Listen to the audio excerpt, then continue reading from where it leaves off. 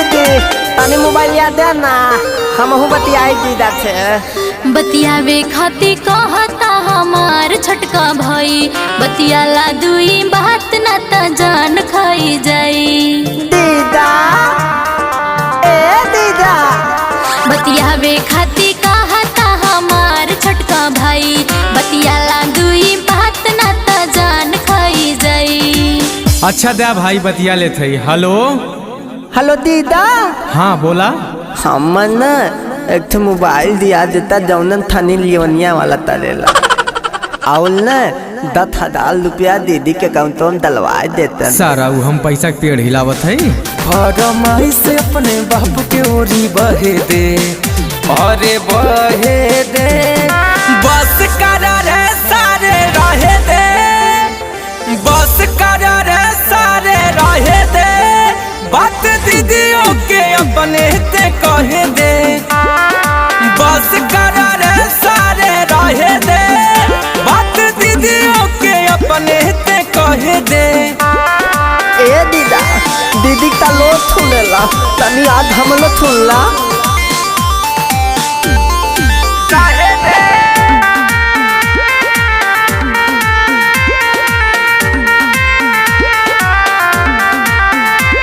दुलरुआ तो हर सारा बाका है के डाटेला जेठानी जी के लइका के बड़ प्यार से चाटेला। दीदा अब की दीदी थाले लिए ले दैहा। चुप तू बोला हो। बतिया में खाती फोन कैनी तोरा सरे बात भइल नहीं पूरा भइल थोड़ा सरे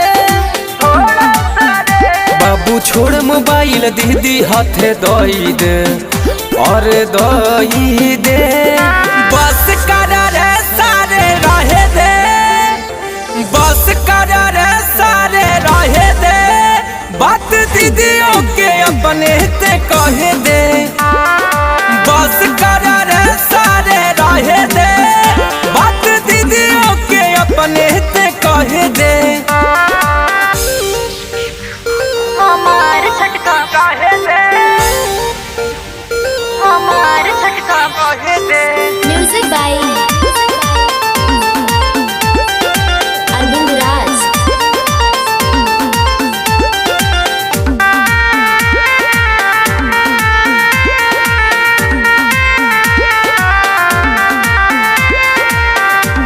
मंगली मोबाइल छटका तो है देवे के पड़ी भले कर्जा चाहे के हुओ से लेवे के पड़ी।